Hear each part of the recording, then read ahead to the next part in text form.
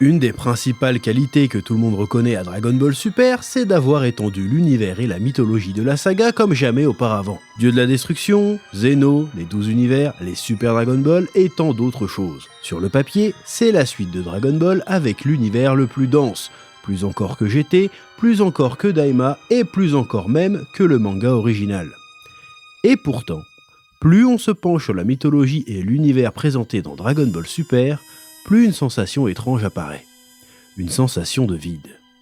Des univers qu'on ne visite jamais, des personnages qu'on ne revoit plus, une mythologie immense qui semble n'avoir presque aucun impact sur l'histoire. Alors une question se pose. Dragon Ball Super a-t-il créé un univers gigantesque pour ne rien en faire? C'est ce qu'on va voir aujourd'hui. Oui. Paradoxalement, ce qui donne en grande partie cette impression de vide, c'est aussi l'élément le plus ambitieux de tout Dragon Ball Super, son multivers. Souvenez-vous, c'était l'élément de lore le plus excitant introduit à la fin de Battle of God. Après son combat face à Goku, Beerus lui apprend qu'il est le dieu de la destruction de l'univers 7 et qu'il existe encore 11 autres univers avec chacun leur dieu de la destruction et leurs guerriers plus puissants les uns que les autres. Et là, nous étions tous aussi excités que Goku de rencontrer ses persos, de découvrir ces univers. Dans Dragon Ball Super, nous avons eu le tournoi face à l'univers 6, et un nouveau concept fut introduit, celui des univers jumeaux. L'univers 6 et son jumeau l'univers 7 sont comme des miroirs, qui contiennent les mêmes planètes, les mêmes espèces. On découvre Frost, le soi-disant gentil Freezer, et surtout les Saiyans de l'univers 6, qui sont contrairement à ceux de l'univers 7, des gentils guerriers engagés dans la protection des opprimés. On se souvient tous du combat Kyabé versus Vegeta et la promesse de ce dernier à la fin. Un jour, je viendrai visiter la planète Salada de l'univers 6. Sauf que ce n'est jamais arrivé. Alors si, on finira par voir le temps d'un épisode ou deux Salada, et on s'en souvient surtout parce que c'est l'épisode du fameux fourmillement dans le dos pour se changer en Super Saiyan. Cet épisode était un triste jour pour les fans de Dragon Ball. Oh oui. Pourtant, avec le fameux tournoi du pouvoir, on avait bon espoir que ce multiverse sauce Dragon Ball soit vraiment exploité. Et au final, pas vraiment. À part les gars de l'univers 6 et la team Agiren, qui se souvient des autres personnages? Genre lui là, tu sais comment il s'appelle? Non, eh ben moi non plus, et j'en ai rien à péter. Puis même, dans le tournoi du pouvoir, il n'y a que 8 univers qui participent, sur 12. Ils font quoi les 4 autres? C'est qui les 4 autres? Pourquoi ils participent pas? Qu'est-ce qu'ils ont de si spécial? On le saura jamais. Oui? Dans le manga, on explore un tout petit peu l'univers 11. Mais en vrai, ça pourrait juste être une autre planète random que ce serait pareil. On n'a rien vu de spécialement nouveau ou de palpitant. Alors oui, Zamasu est un méchant originaire de l'univers 10, mais il a quoi de spécial l'univers 10 en fait? On sait pas. Il y avait un pur concept pour écrire des dizaines d'histoires cool, et ils ont préféré tout cramer sur une seule idée, un tournoi entre les univers, sans prendre la peine de réellement les développer. Une fois passé le tournoi du pouvoir, on n'évoque même plus les autres univers.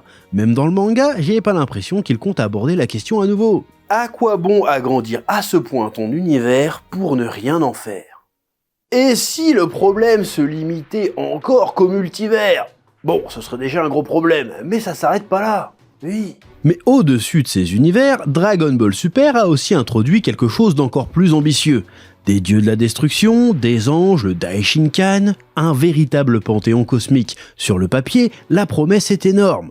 D'ailleurs, l'arrivée de Beerus a été un véritable choc. Pour la première fois, on découvre qu'il existe des entités supérieures aux Kaioshin, des êtres surpuissants, potentiellement hostiles, et surtout qu'ils sont au moins 12. Autant dire 12 adversaires potentiels. Dans le manga, le Battle Royale des Aikaishin montre d'ailleurs des choses intéressantes. Ramushi avec une sorte de Haki des rois, Likir, le dieu Kitsune capable de frapper avec ses 9 queues, Vermouth qui utilise des cartes comme armes. Chaque dieu a ses capacités, sa personnalité. Pour une fois, Dragon Ball Super propose quelque chose de différent. Mais encore une fois, ça s'arrête là. Parce qu'au-delà de ces démonstrations de puissance fugace, la mythologie elle-même reste très peu développée.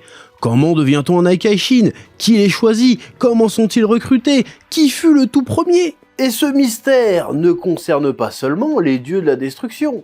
Les anges, par exemple, qui sont-ils réellement? Ont-ils été créés? Depuis combien de temps existent-ils? Ont-ils une origine, une famille, un créateur? On sait seulement qu'ils dépendent du Daishinkan, mais tout le reste complètement flou. Même chose pour les gardes de Zeno. S'ils sont chargés de protéger l'être le plus puissant du multivers, Ils doivent posséder une puissance gigantesque, mais personne ne sait qui ils sont, ni d'où ils viennent, ou même quelle est leur véritable nature. Et ce n'est pas tout. Whis explique que le Daishinkan fait partie des 5 combattants les plus puissants de tous les univers, et précise que même lui ne peut rivaliser avec son père. Mais alors, qui sont les 4 autres ? Il y a Zeno, est-ce que c'est Yamoshi, est-ce que c'est Zalama, est-ce que c'est Segard, est-ce que c'est une autre entité, ou d'autres entités encore méconnues, inconnues, on ne sait pas. Au final, Dragon Ball Super introduit un panthéon gigantesque, rempli de concepts fascinants, mais dans les faits, cette mythologie sert très rarement l'histoire. Le seul moment où le thème divin a vraiment été utilisé, c'est dans l'arc Black. Et encore, pas pour développer ce panthéon, attention. Zamasu élimine simplement les Kaioshin hors champ, ce qui entraîne la disparition aussi des dieux de la destruction. Parce que oui, quand tu tues un Kaioshin, ça tue aussi son dieu de la destruction. Parce que... Pourquoi tu poses des questions déjà ? T'es qui toi déjà ? Arrête de poser des questions, tu nous prends la tête. Oui, et c'est exactement ça le problème. La mythologie est immense, mais la plupart du temps, elle se contente de rester en surface. Oui. Et vu qu'on parle de l'arc Black, il va falloir qu'on aborde le sujet des anneaux du temps. Des anneaux que seuls les Kaioshin peuvent utiliser pour voyager uniquement dans le futur. On se dit alors, cool, un nouveau plot device pour expliquer comment le méchant voyage dans le temps. Sauf que ça ne s'est pas contenté de ça. On nous a balancé un lore de zinzin avec. On ne peut l'utiliser que pour aller vers le futur, parce que le voyage vers le passé a été interdit il y a longtemps. Tout ça à cause d'une civilisation de l'univers 12 qui a remonté le temps et qui a foutu la merde. Et on ajoute à ça que chaque fois qu'une nouvelle timeline est créée, pouf, un nouvel anneau du temps apparaît. Quand Gowasu ouvre la boîte des anneaux, on voit 4 anneaux en plus de l'original et on se dit qu'il a dû se passer des dingueries. On sait qu'au moins de ces anneaux est lié à la timeline de Mirai Trunks, mais le reste... Alors il y a des théories bien sûr, mais on n'aura jamais d'explication officielle. En fait, dans Dragon Ball Super, soit on prend du temps pour nous expliquer des choses qui ne servent jamais à rien, soit on utilise des choses sans prendre le temps de les expliquer pleinement. Ouais, et tu veux un très bon exemple de ça ? Les Super Dragon Ball, et leur créateur, Zalama. En l'an 41 du calendrier divin, Zalama crée les Super Dragon Ball, et chacune d'elles fait la taille d'une planète. Environ 38 000 km chacune. En l'an 42 du calendrier divin, Zalama crée des étoiles rouges sur les Super Dragon Ball, visibles dans tous les angles. Il est également le créateur de la formule d'invocation qui nécessite une politesse énoncée dans la langue divine. Montre-toi, dragon des dieux, et viens exaucer mon souhait, s'il te plaît. Voilà tout ce qu'on sait à ce jour sur le personnage de Zalama. C'est à la fois très détaillé et extrêmement vague. Alors, connaître la date de création des Super Dragon Ball et leur circonférence, bon c'est sympa mais on s'en bat les steaks. Ils sont où les vraies infos ? Pourquoi il a créé les Super Dragon Ball ? Pourquoi elles ont besoin de faire cette taille ? Pourquoi elles ne se dispersent que dans l'univers 6 et 7 par exemple ? Oui. On nous dit que des Namek auraient fragmenté un morceau des Super Dragon Ball pour créer les petits Dragon Ball destinés à leur planète et à leur peuple. Ok, mais comment ils ont fait ça ? Est-ce que ce Zalama est encore vivant quelque part ? Le lore est très précis sur des futilités, et inexistant sur l'essentiel. T'imagines 2 secondes un arc qui oserait explorer une histoire avec Zalama ? Ce serait fou quand même. Mais non, c'est frustrant. C'est censé être le mythe fondateur de Dragon Ball Super, et même de tout Dragon Ball tout court. Mais non, on ne va rien en faire. C'est particulièrement agaçant. Des fois, t'as même un peu l'impression que c'est fait exprès pour nous troller. D'ailleurs, en parlant de troll, est-ce que vous vous souvenez de Yamoshi ? En décembre 2017, Akira Toriyama donne une interview au magazine Saikyo Jump. Et le moins que l'on puisse dire, c'est que le gars s'est lâché en révélation sur le lore de Dragon Ball. Il y a très longtemps, avant même l'existence de la planète Vegeta, vivait un Saiyan nommé Yamoshi. Contrairement aux autres, il possédait un cœur pur. Avec 5 compagnons partageant les mêmes valeurs, il s'est rebellé contre les Saiyans violents de son époque. Acculé par ses ennemis et dépassé par le nombre, Yamoshi s'est transformé pour la première fois en Super Saiyan. Malgré une puissance impressionnante, il finit par s'épuiser et a été vaincu. Mais sa légende ne s'arrête pas là. Après sa mort, l'esprit de Yamoshi aurait continué à errer, à la recherche de 6 Saiyans au cœur pur afin de faire apparaître un nouveau sauveur, le Super Saiyan God. C'est de cette histoire qu'est née la cérémonie permettant d'obtenir cette transformation. Selon la légende, Beerus aurait appris l'existence du Super Saiyan God à travers un rêve prophétique. Une histoire également consignée dans un ancien livre Namek, après que l'esprit de Yamoshi soit entré en contact avec eux. Et là, on a sans doute tous eu la même réaction, genre... Quoi ? Est-ce qu'il a pété un câble pendant cette interview? C'est quoi cette histoire-là? C'est la seule et unique mention de Yamoshi et du grand livre des Namek de toute l'histoire. Il y en a jamais eu avant et il y en a jamais eu après. C'est quoi ce délire? Et encore une fois, pourquoi nous balancer ça pour ne jamais rien en faire? Il y en avait une d'histoire sympa à faire là quand même là. Quand même, à l'époque où c'est sorti, ça a matrixé tout le monde, hein. Tout le monde est devenu complètement fou, hein. Ah, il y en a eu de la vidéo-théorie, de la fanfiction autour de Yamoshi, là. Mais au final, ça n'a jamais été évoqué depuis. Moi, je pense que c'était pour nous troller, oui. Dans la même interview, il nous explique aussi le concept des cellules S. Pour devenir Super Saiyan, la colère et l'entraînement ne suffisent pas. Le corps doit contenir ce qu'on appelle des cellules S. Chaque Saiyan en possède, mais en quantité variable. Lorsqu'un Saiyan accumule suffisamment de cellules S, un déclencheur émotionnel comme une forte colère provoque une augmentation soudaine de ces cellules, entraînant la transformation en Super Saiyan. La quantité de cellules S augmente principalement grâce à 2 facteurs. Avoir une nature au cœur pur et atteindre un niveau de puissance élevé. C'est pour cette raison que les Super Saiyans étaient rares autrefois. Les Saiyans élevés sur Terre, comme les enfants de Goku et Vegeta, se transforment plus facilement. Ils ont hérité de nombreuses cellules S et ont grandi dans un environnement plus paisible, favorable à leur développement. Bon, là il y a 2 écoles. Il y a les fans qui vont apprécier ces explications et ces nouvelles informations, qui vont permettre d'une manière un peu sympathique d'éclaircir certaines interrogations du manga original. Bon, puis, il y a la 2e école. Celle qui pense comme moi que c'était pas obligé de faire le coup des midi-chloriens de Star Wars dans Dragon Ball, parce que ça tue un peu la magie.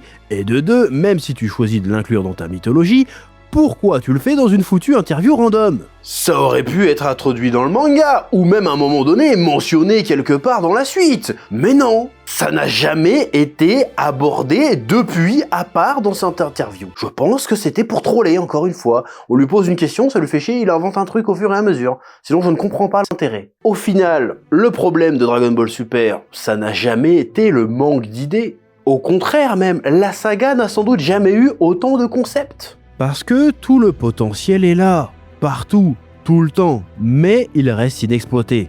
Et au fond, c'est peut-être ça le plus frustrant. Dragon Ball Super n'est pas un univers creux à la base, c'est un univers rempli de promesses, qu'on attend encore de voir tenues. Alors maintenant, la vraie question, c'est peut-être celle-ci. Est-ce que Dragon Ball Super garde toutes ses idées pour l'avenir? Ou est-ce que cet univers restera immense, mais vide? Dites-moi ce que vous en pensez en commentaire. Et n'oubliez pas, Dragon Ball, c'est la vie. Oui.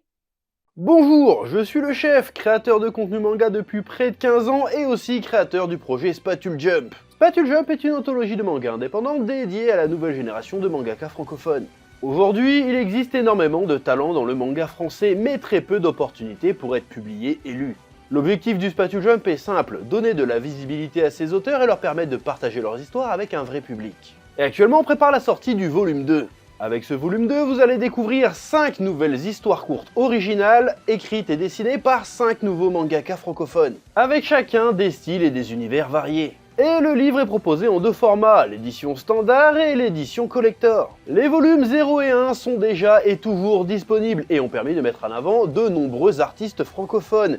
Et avec votre soutien, la collection va pouvoir continuer de grandir. Cette campagne Ulule va nous permettre de financer l'impression du livre et des contreparties, et bien évidemment et surtout de rémunérer les artistes à leur juste valeur. En participant, vous faites plus qu'acheter un recueil, vous participez à soutenir directement la nouvelle génération du manga français. Si le projet vous parle, vous pouvez dès à présent précommander votre Spatule Jump numéro 2 ainsi que les 2 numéros précédents, en choisissant parmi les différentes contreparties. Merci beaucoup pour votre soutien et votre confiance. Que la passion vous guide. Oui.